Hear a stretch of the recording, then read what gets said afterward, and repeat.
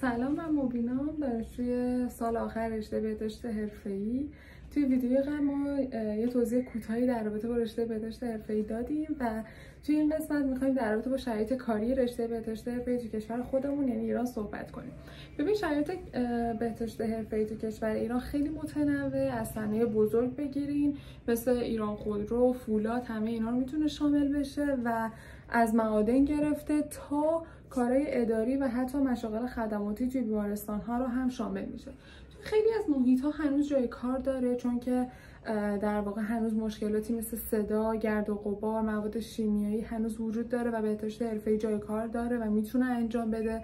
و چالش اصلی اینه که اصلا بهداشت حرفه‌ای توی بعضی از شرکت‌ها جدی گرفته نمیشه. دلیلش اینه که یا گاهی اوقات آموزش‌ها کافی نیست، یا وسایل حفاظت فردی توسط کارفرما تهیه نمیشه، یا حتی تهیه میشه خب خود کارگران یعنی در واقع رغبت ندارن که ازش استفاده کنن.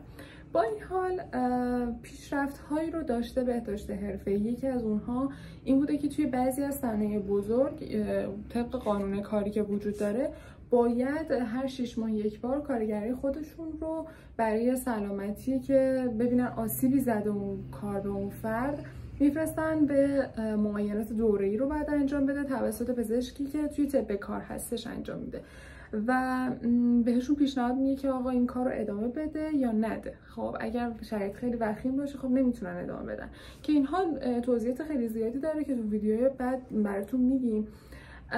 و اینکه نظارت ایمنی هم خیلی قوی تر شده نسبت به سالهای گذشته و این نکته مهمی که وجود داره اینه که فرهنگ کار ایمن هنوز تو کشور ما جا نیفتاده و یعنی کارگر و کارفرما باید هر دوتاشون باور داشته باشن که سلامت از تولید مهمتره.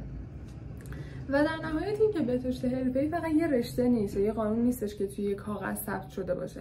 یه موضوع واقعیه که تو زندگی تک تک همه ما جریان داره و سلامت همه ما رو شامل میشه. و اینکه دوست دارم بدونم که شما توی محیط کاری که دارین انجام میدین چه مشکلاتی از نظر بهداشت حرفه‌ای وجود داره و دیده میشه. تجربیاتتون رو برام بگین، شاید که موضوع ویدیو بعدیمون درباره همون باشه که شما میگین. خیلی ممنون که تا اینجای کار در واقع این ویدیو رو تماشا کردین. مراقب خودتون باشین. خدا نگهدار.